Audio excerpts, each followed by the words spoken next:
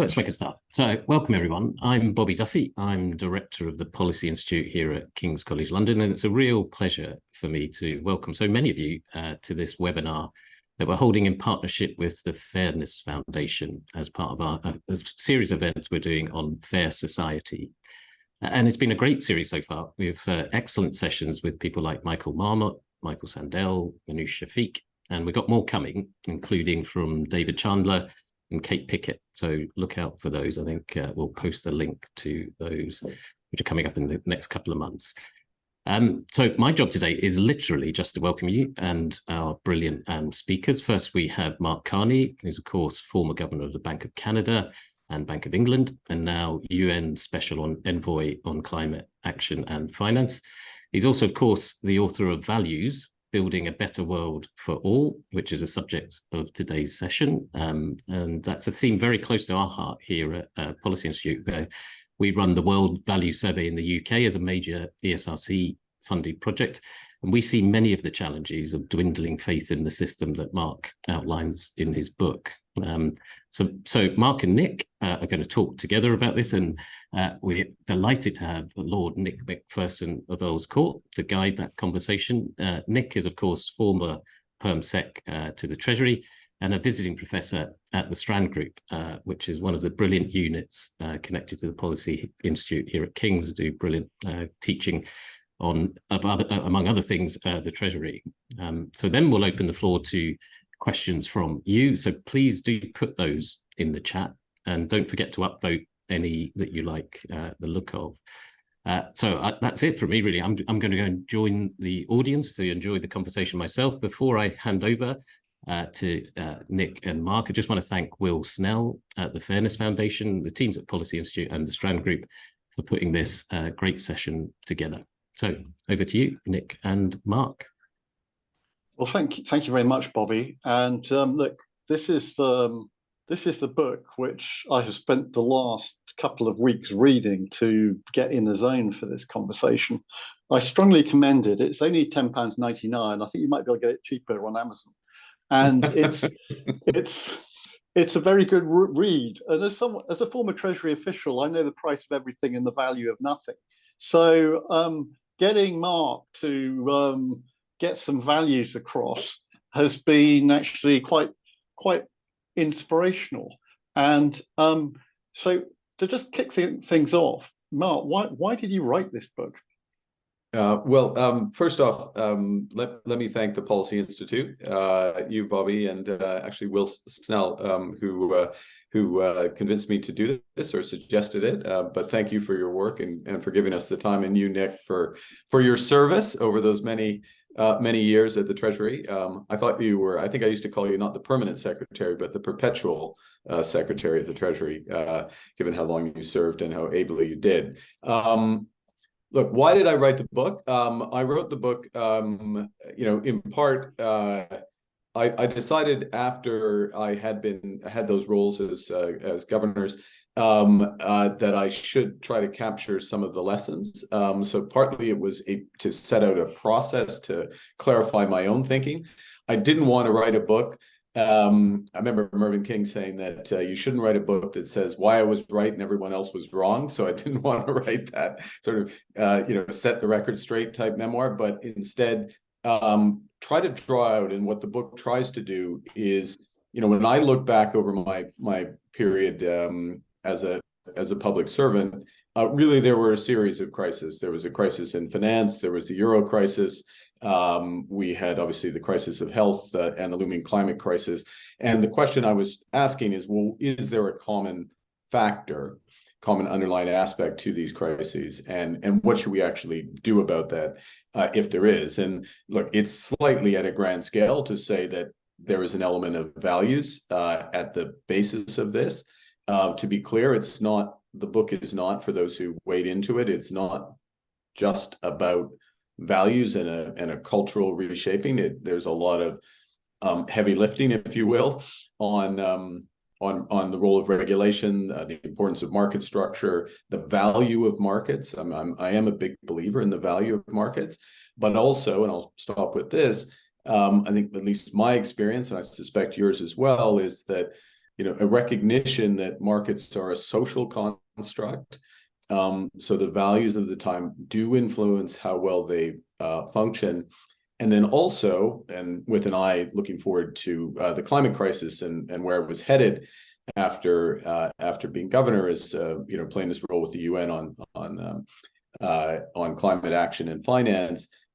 How do we organize ourselves to achieve a higher goal that is not priced, which is to have sustainability? So those were some of the underlying objectives. And also, I mean, let's be honest, it was COVID. I wasn't doing anything. I didn't have a job, and I had a fairly unlimited time.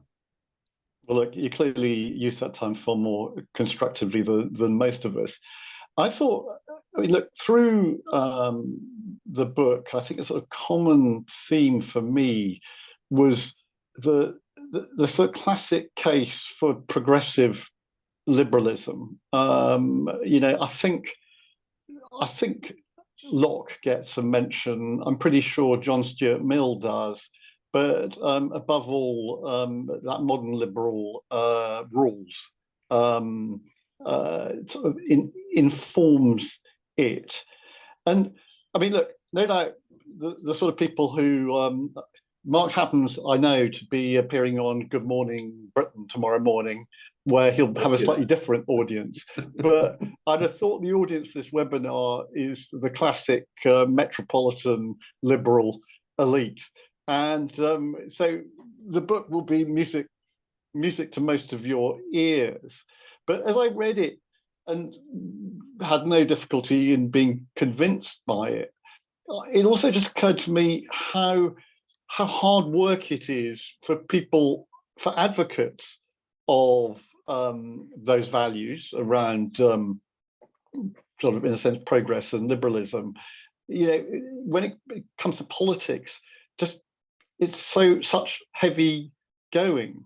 This is a world where populists with simplistic answers tend to get a better hearing. And I was wondering, Mark, why this is, and why, for all the power of your argument, somehow our politicians aren't managing to sell it to their electorates. Wow, it's a very deep question in many respects. It's the fundamental question, which I'm not sure to be clear, totally answer in the book. Part of what I'm trying to get across is, to put it simply, is markets don't have values, people do, and it is the work of politics to help forge those consensus, forge a consensus about what we really value as a society. So I do think one of the successes, I'm not going to say a triumph because there's a long way to go, but one of the successes of the last decade or so has been, and the UK has been very much in the leadership in this, and it's fallen back a bit in recent weeks, but has been in leadership in this, is forging the consensus around net zero, or more broadly sustainability, crystallizing it into net zero, putting it into law, creating an architecture around that with the Climate Change Commission, and marking to market, or marking the homework of governments whether or not policies were good enough, and then having the political debate be about the effectiveness of different measures to accomplish that goal. So you get a hierarchy of a goal, which is a progressive goal, and then the politics operates around how best to get there. What I thought, just to be open about it, what I thought was disappointing about the last few weeks is that the government basically said we're not going to do certain things. They didn't swap in, at least to my read from across the pond, alternatives to those that would accomplish the goal or keep us as close to the goal in a more efficient, effective way, or a fairer way, which is entirely legitimate. That's what the process should do. So I'm not trying to avoid your question. I'm just observing that sometimes we can accomplish this, but it takes a process in the political realm to make it clear that there are certain objectives that are not just a trade-off. And one of the things that the book highlights is that when we get into the mode of only having trade-offs a bit strong, but then the system is designed, my thinking, if maybe I shouldn't say your thinking, but the thinking of many in the public service and political, it's designed, it's much easier to trade off things that have a price. And if you don't have a price, then you try to impute the price of that, which is fraught with difficulties. It's better than not doing it, but it leads to a view that there's one true price or one true number that you can optimize around. So that's a fundamental challenge with nature. It was a core challenge with COVID. And making decisions around policy for COVID, obviously a very controversial area and still to be, rethought through. I did make the observation at the time in the book was being written literally while COVID was going on, that it was not clear. Well, I'll make two observations from the book. One is, as you know, because you were part of this, I hold 3 citizenships. I'm Canadian, I'm Irish, and I have a British citizen. You finally took out the British one. I'm impressed. I made a commitment, and I had to serve 5 years, and I took the exam, and at the Iranian Cultural Center, I might add, in Shepherd's Bush is where I took the exam, the citizenship exam, and then received the citizenship. Now, my life is worth more as a Canadian under the the statistical value of life. I'm worth more as a Canadian than as an Irishman, and then as a UK citizen. And then that is used for various decisions, optimization decisions or policy decisions.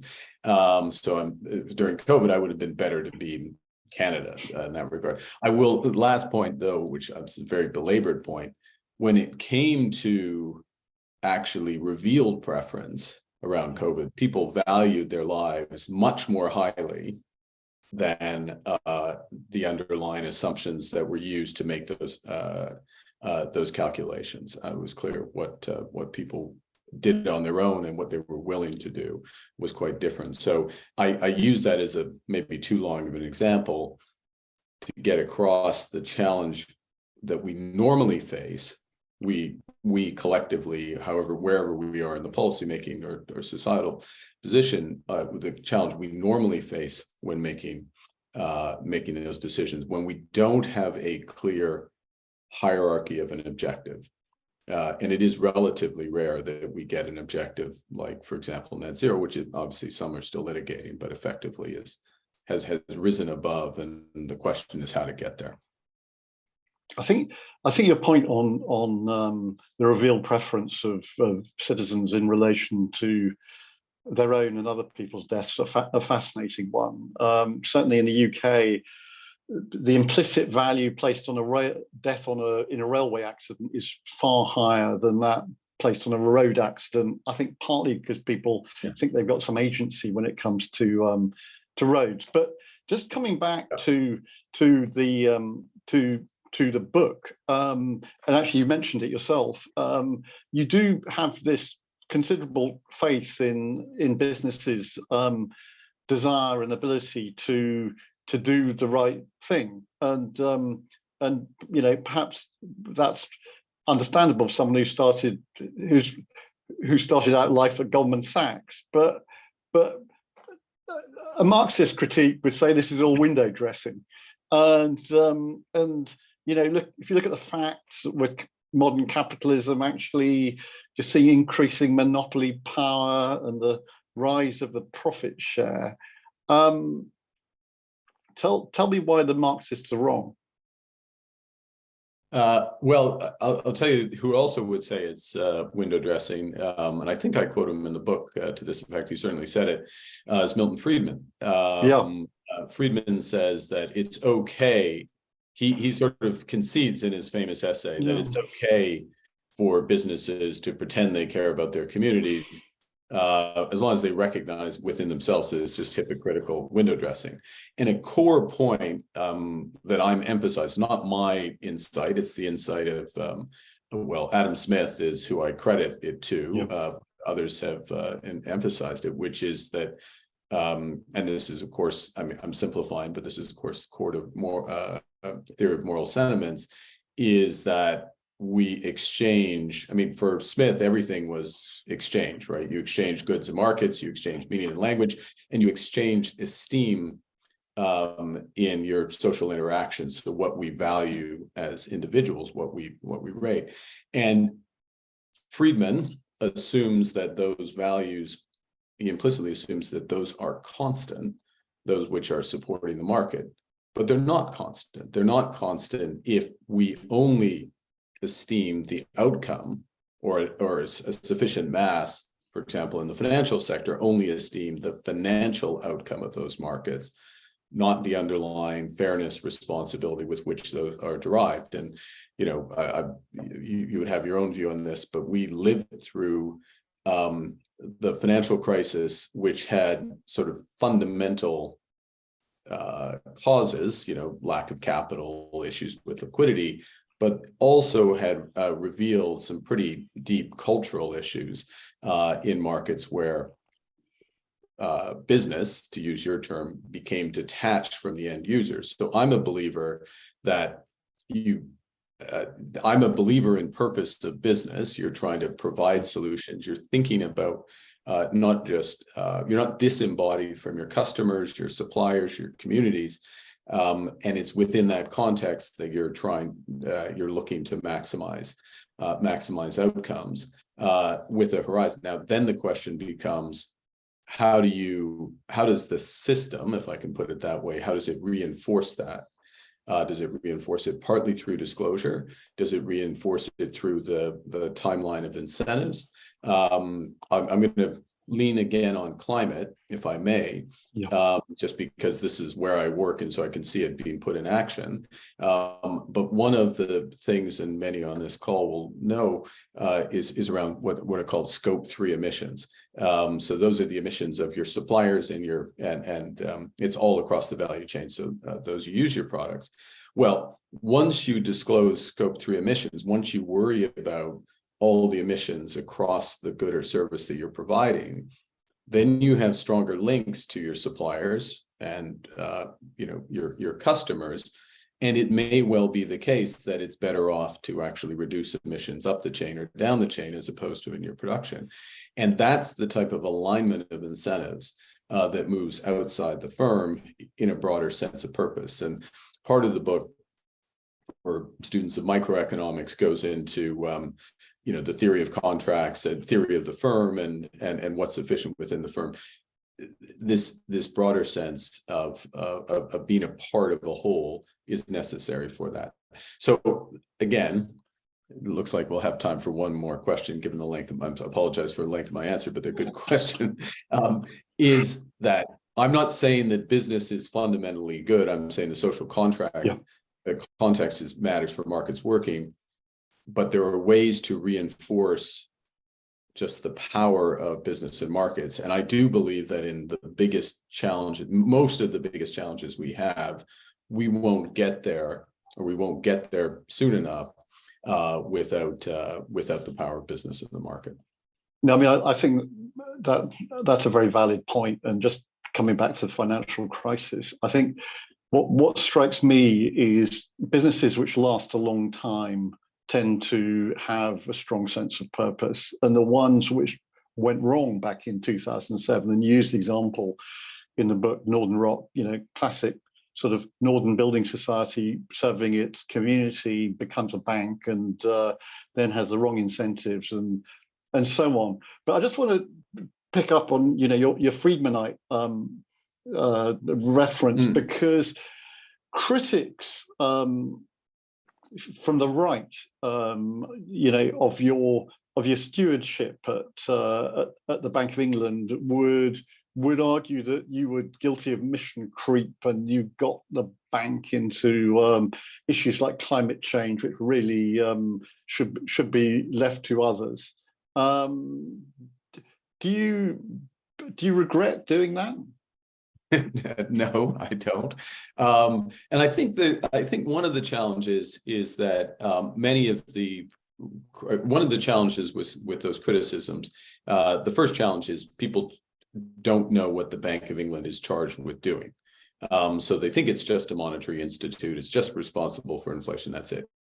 Read the legislation with the Osborne reforms, the Macpherson reforms, if you will, responsibility for macroprudential. So worry about the systemic risk. That is an explicit legislative responsibility. So it is a responsibility of the governor and the Financial Policy Committee today to look around the corner and think about what are those big financial risks that could come to the system. Okay. Then there's lots of other things. Another thing related, and both of these relate to climate. So the second aspect is much more pedantic, or more direct, rather. If you oversee Lloyd's of London, if you oversee big property and casualty insurers and reinsurers, you worry about climate risk because they worry about climate risk because they're massively exposed to it. And they're very good at managing it, but as their supervisor, you have to be thinking through. The key point is, and this gets to, there are two types of climate risk. There's the physical manifestations. The second is a bigger risk / opportunity, which is what happens on this transition to net zero. And the question that we were asking, really for the first time when I was governor, of the question we were asking of the banks and insurers is, what happens if the UK is really serious about getting to net zero? I mean, after all, it's in legislation. There's going to be a series of policy measures and changing consumer behaviors. And if the UK is really serious, do you know which of your businesses are going to prosper and which are going to suffer under that scenario? And what are you doing about it? And it's that's the question. And that's an entirely, if somebody thinks that's not a sensible question, then that's the type of yeah. I mean, it's the type of question. Let me put it in simple financial terms, and I'll hand back.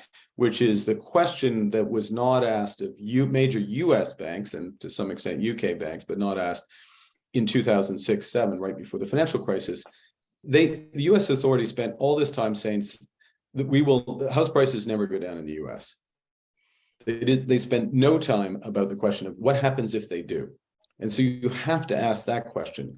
And the book does spend a fair bit of time on this, talking about preparing for failure. Have humility. That's one of the values. And that doesn't mean you just are humble and you don't act, but you think about what can go wrong and what would you wish you had done in advance. The problem, I guess, we're all wrestling with is governments are quite happy to sign up to long-term targets and have long-term regulatory changes. And so I can totally understand why actually a right of centre government would actually support you in trying to tackle climate change through financial regulation. But come back to markets, if you really want to do something about carbon emissions, you need to tax carbon more. And here we are in Britain, we haven't increased the rate of petrol duty, which you pay at the pumps, since all the lorry drivers effectively brought the country to a halt back in 2003 or sometime like that. And so how do you get governments to actually do things in the short run which carry a cost? I mean, sensibly, you probably keep out of this country a fair amount, but were you still living in London, you would know about the ULEZ charge. ULEZ, yes, I did. That was global news. And there's another sort of revolt about that. I understand in Bromley, all the cameras are being sabotaged and smashed. And now I would argue that this is fundamentally a leadership challenge, but politicians who inevitably are quite short-term focused, they've got an election coming up. I mean, I know they will always dress it up that they're taking long-term decisions, but actually they're quite avoidant. And we've recently had the example here of, another point made very well in your book, that actually if you want businesses to act, you need regulatory certainty. And you will have noticed, and I think you alluded to it recently, the decision to push back the date when you can no longer produce diesel and petrol cars here. How do you resolve this? Because my worry is, if we're not careful, if we're going to do something about climate change, you're getting to the point where it's almost too late. Yeah, it's bang on the question. Look, and basically what we've defaulted to, I won't say just the UK, but the first best is, as you know, if you're trying to reduce emissions, you just allocate the emissions in the market. Like you have a quota system like the ETS, basically. The second best is you have a price on carbon. It's kind of a crude metric, but then you get the lorry driver issue or some sort of crystallization of that. Then you go into the third best, which is some combination of regulation and subsidy. The US has chosen subsidy, in effect, on a very large scale. That's what the Inflation Reduction Act in the US is, potentially $1 trillion over the next 10 years of government support, leading to arguably $3 trillion of investment. But that's a very large, and as a Treasury official, inefficient use of the of the tax base. What I found disappointing and mistaken, to be clear, about the decision on EVs and also on the net zero grid is that we have seen in a number of cases, if you are credible, if you make a credible forward commitment, particularly with the market and businesses looking forward, they do most of the work for you, and then it's less of an issue. And there was very little weight, in my view, given to that in making that decision, or at least in any of the communication of that. And that's a challenge. Look, it is very competitive now. Bouncing around slightly, but it's not just the our energy system that's being rewired. To some extent, the global economy is being rewired because of geopolitics, onshoring, nearshoring, friendshoring, those aspects. And in my conversations with companies and around the world, their first question on location is, am I getting clean power? It doesn't make sense to relocate unless you know you're getting clean power. And the knowledge that you're going to do that within a reasonable horizon is enough to help make that decision. You start throwing that into doubt, it becomes a much more complicated discussion, particularly when what's represented in India for manufacturing, in Canada, in Vietnam and elsewhere is absolutely you get clean power. And the UK was in that camp. Now there's a bit of it's blurred around it. I mean, to be fair, it's only moved to the same place which the rest of the European Union is at. It has moved to, yes, exactly, but it's moved is the first thing. And then the second, it's a bit like, I didn't get the chance to move the inflation target around by 5 years. That's always an idea, but not a very good one in my view. No, it's not just to be absolutely clear, it's not a good one. I don't subscribe to that. I mean, it's a bit like fiscal rules, which, I mean, unfortunately our monetary rules have stood the test of time rather better, but my experience of fiscal rules is that they constrain a government for about 1 year, and after that they just change them. And since no one's interested in them and they're pretty meaningless, who can blame them? Paul Johnson's interested in them. He is. But actually, another theme of your book, which interests me, is the importance of institutions as part of a governance framework. And we saw that a bit here in the UK pretty much a year ago when the then government started sort of being pretty keen on undermining institutions, be they, actually I think they briefed against the Bank of England. They certainly briefed against the Treasury and fired my very capable successor, and they ignored the Office for Budgetary Responsibility. Now, in one sense, if you're a populist, you can claim that institutions somehow get in the way of the people's will. I can remember the judges, the Daily Mail accused the judges of being enemies of the people. I think you might have still been in the country at that stage.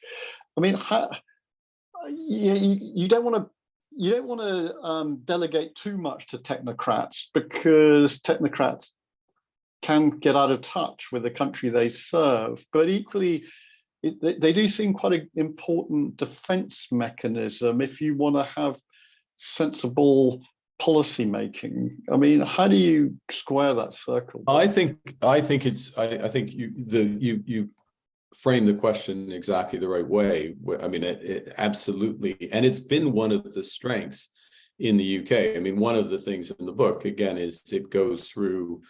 It anchors some of this in the Magna Carta, in a discussion around the institutions that support money, in effect. Why we have, I mean, that's a core role of the Bank of England. Is it's really about confidence in money, that it's going to hold its value. You won't have inflation. That you can, if you have banknotes, you can use and can trust. If you have money in the bank is still going to be there the next day, et cetera, et cetera. And so everything really the Bank of England does under its new guise, its current guise, is for confidence in money. And so it's important, these delegated authorities are important. They need to be clearly defined, and the accountability to Parliament, to the people through Parliament, is essential to the structure. And I will say, my experience, if I compare my experience in Canada and the UK, the rigor and the frequency of the parliamentary accountability was orders of magnitude higher in the UK. So I think in general, the UK gets this right. Again, I'm going to make one last point just on climate. The analogous institution in the UK on climate is the Climate Change Committee. They're the ones who make an assessment of how well the UK is doing relative to its goals. And it's important that is, as it has been, independent, technocratic, objective, and then the political system makes the very difficult judgments about how the UK is going to get to its goals. Now, we've got lots of questions, so I'm gonna read out some. And I want quite quick answers, so that we can but they're big issues, so it may be difficult. So the first one is from Professor Marshall probably Christensen. It's dots after your name. Sorry, Professor. And the question is, how do we build an economy and society based on human values since the period of market societies, to bring better happiness to all the people? It is well, the first bit of the answer is not based on price, or not based solely on price. So not trying to translate broader values into a single number. Secondly, in terms of, I mean, let me just appeal, given brevity. Let me appeal to what I would put as the Layard agenda. I'll reference that, which goes everything from measurement and objectives through mechanisms. That's won't satisfy the professor, but at least directionally, hopefully, give a sense. Yeah, good one. And I'll keep them coming. Actually, I've lost the question. Oh yeah, this is a controversial one for you, Mark, because in his book, Mark is quite keen on sort of tax breaks for venture capitalists and so on. How can, this is from an anonymous attendee, he or she is obviously worried about revealing who they are. How can a huge growth in the wealth of millionaires, billionaires be justified while children go hungry? Should we not tax wealth? Should you not tax wealth? Yeah, I'm struck by one thing, which I believe you wrote in your seminal, the Treasury Review speech of several years ago. But it was, I remember this, that on the various forms of taxation in the UK, effectively the overall tax take is pretty static. So I think there are two elements to this, to the question, if I may, which is, one is, would the UK end up with more resources that could help alleviate that problem? Which obviously should be done. History suggests not. Maybe that's just not being implied, right? I'll appeal to Lord Macpherson's work on that. But then there's a question of just fairness, which is the reallocative point. And I think you can justify it on fairness, but perhaps not on revenue. Yeah, I mean, my view on this is I think we could tax property a lot more efficiently in this country. I think, yes, definitely. But trying to tax wealth is just really hard work, and you end up making so many concessions that no country's ever managed to raise very much from it. But it's always circumstances have changed.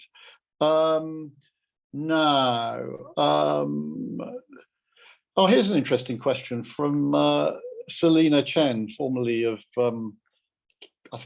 King's College. How far do you think citizens' assemblies and other forms of participation other than voting can help us address the challenges of climate populism and short-termism? I suspect Selina knows, in fact, I'm sure knows a lot more about this than I do, sort of more rigorously. I'm very sympathetic to the thrust of the question. I do think that properly constituted citizens' assembly can be part of the process of forming consensus, particularly if outside opinion formers, media and others, take the results of those assemblies seriously. So I think there is a role. It's not a substitute, but it's very much, can be a complement.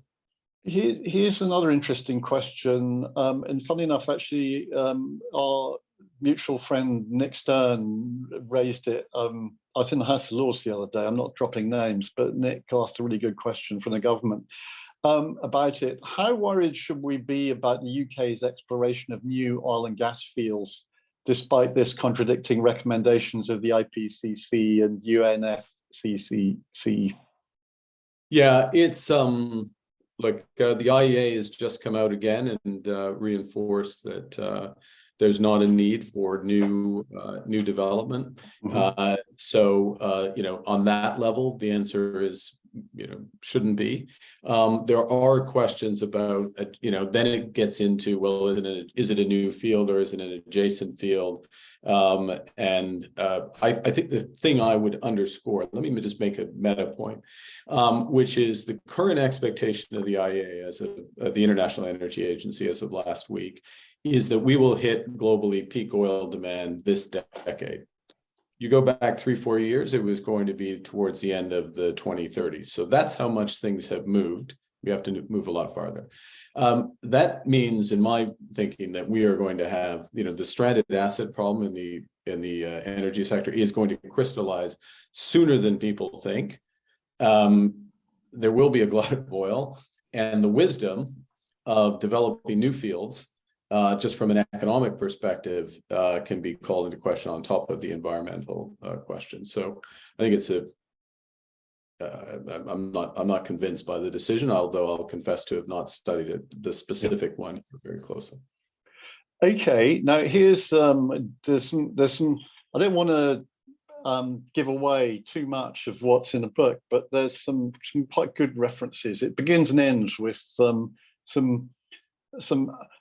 slightly alcoholic references to Pope Francis. And so here is a topical question from Anthony McLaren.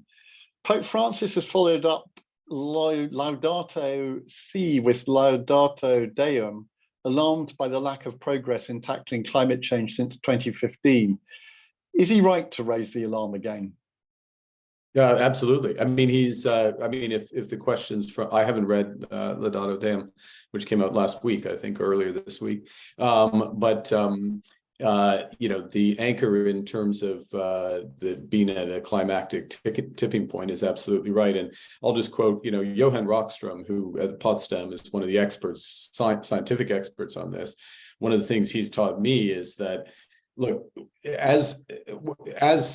we've exhausted the carbon budget for 1.5 degrees, almost exhausted it.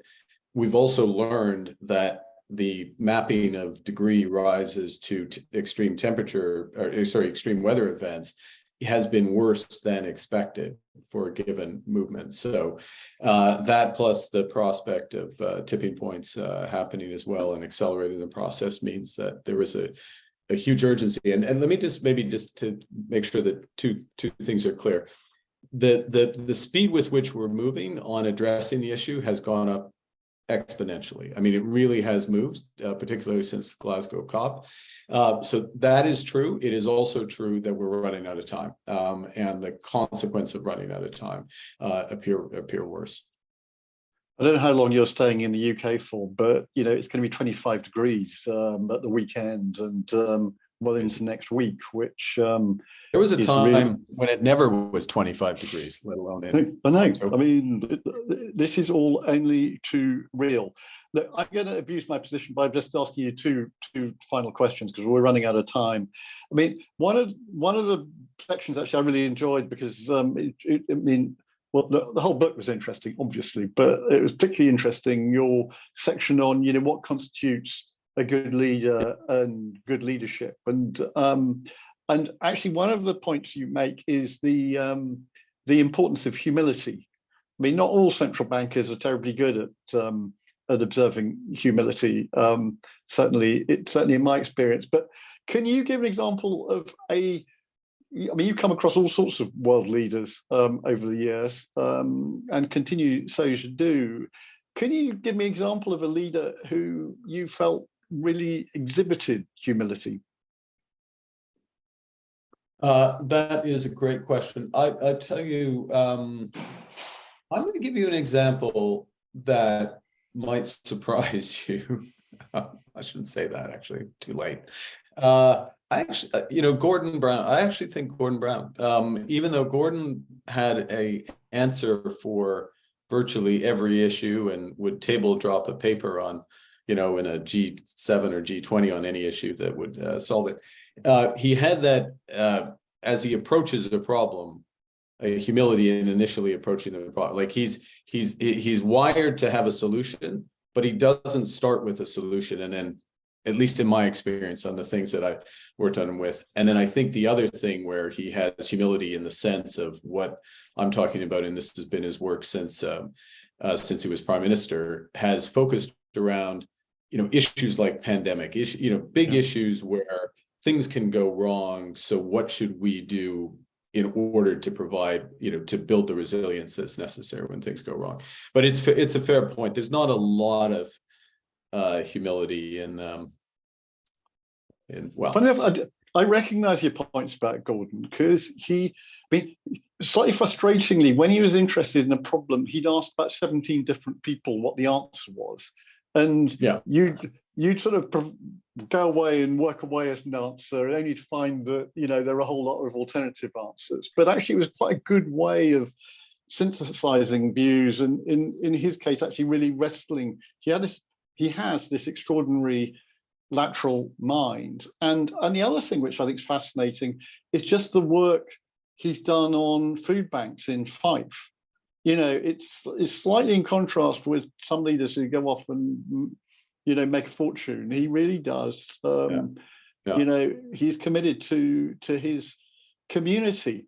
But my final question then, Mark, because it has to be done, and I know you're going to bat it away. Because that's what people always do when asked a question like this. Yeah. Your book reminds me slightly of those books which aspirant presidential candidates in the US write. When they're trying to get nominated by one of the big parties. It's kind of a personal manifesto. I know time is ticking on, but is there any prospect of you going into politics at some point? Well, it hasn't worked. It hasn't worked very well, has it? it's been out for a few years.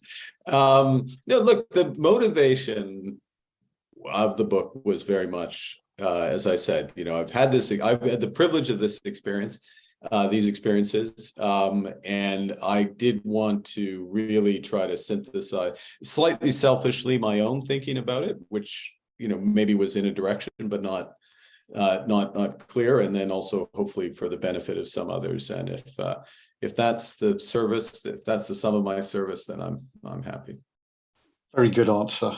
I think we are sadly out of time, but I'd like to thank you. It's always a good sign when participants stick with the webinar and don't fall off. And it's good to see, over 300 people still listening in. And so I'd like to thank Mark hugely for his time and insights, and to all of you for joining us. And once again, I'd like to thank my friends at the Policy Institute at King's and the Fairness Foundation for putting together this webinar. And we hope to see you at another one soon. So thank you. Great. Thank you, Nick. Thank you, everyone. Bye-bye.